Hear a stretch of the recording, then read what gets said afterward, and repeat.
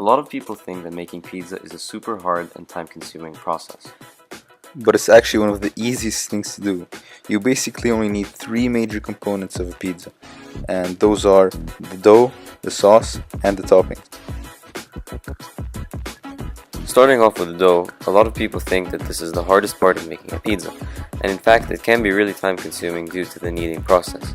But we've got a little secret, and that is to use a food processor. This is going to make the whole dough making process super easy and will result in a fast and delicious base for your pizza. So first off, you're going to want to start by pouring 120 ml of lukewarm water into a bowl and combine with 1 teaspoon of active dry yeast and 1 teaspoon of sugar.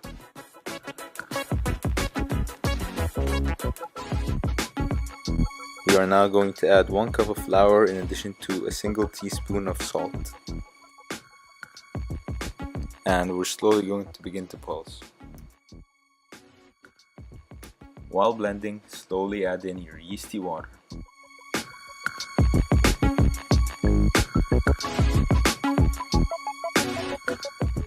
Next, add in a single tablespoon of olive oil. Now we're going to continue pulsing for approximately 3 minutes until the dough is fully incorporated and stretchy. This essentially mimics the kneading process that we would have otherwise had to do by hand.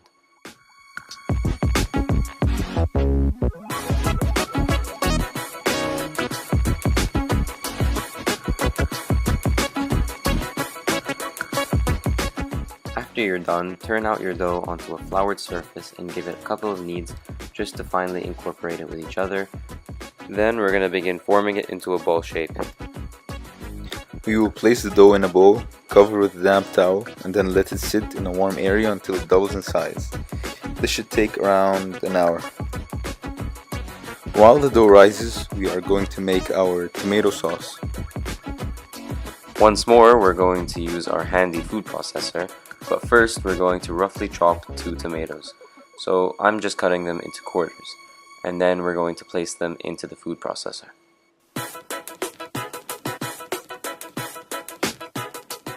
Then we're going to add 2, maybe 1 garlic clove, depending on how you like it. We will then add half a cup of passata di pomodoro and salt to taste, around a teaspoon. We will then blend the sauce until it is slightly chunky.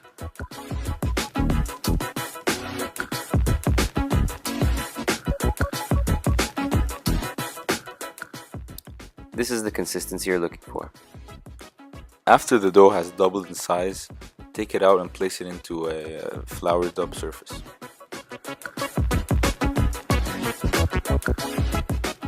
Again, we're going to give it a couple of kneads just to incorporate the dough well and have a smooth consistency. Make sure to do this lightly so we don't punch out too much air. Next, we are going to place our dough on a lightly floured surface. Next, we're going to cut the pizza dough in half to make 2 portions. This is going to make 2 pizzas.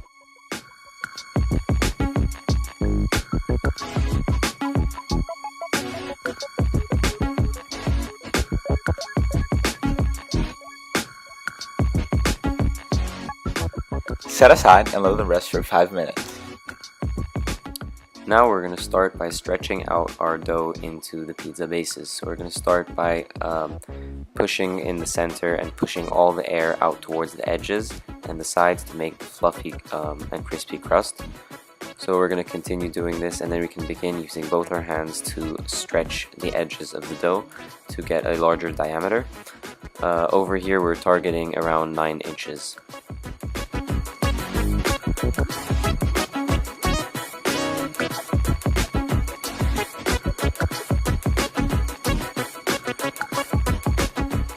We can then begin lifting the dough up and rotating it, allowing the gravity to stretch the dough further.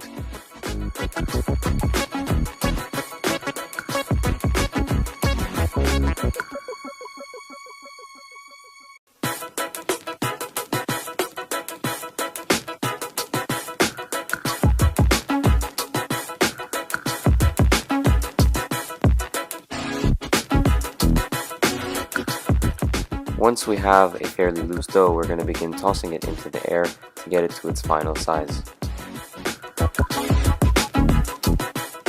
Now this takes a certain level of expertise, so don't expect to get it the first time. So you might be confused as to why I have a cast iron pan over here, and that is because it is the only way to get a hot enough surface at home that will give the pizza a light yet crispy crust. And this is why we want to make sure that we get our cast iron pan really hot before adding in the pizza. Then we're going to add the toppings and then later transfer it into the oven to continue cooking.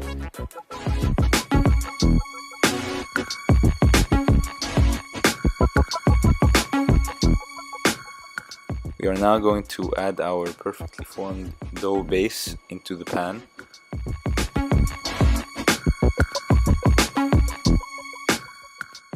Now we will add our tomato sauce and spread it on top of the surface evenly, but not too much, so it doesn't get too soggy.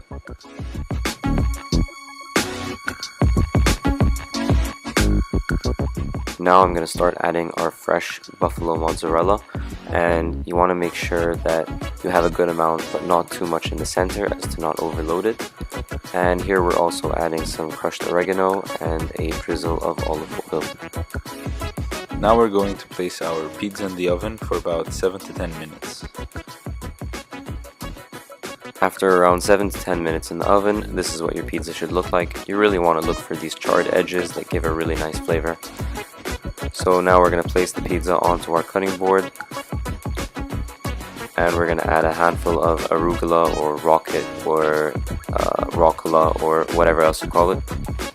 Now we are going to fold up some bresaola and place it on top of our pizza. Now we are going to add some shaved parmesan, where we're using a vegetable peeler to get some really thin shavings that will melt really easily on our pizza. And there you go, that is the finished pizza.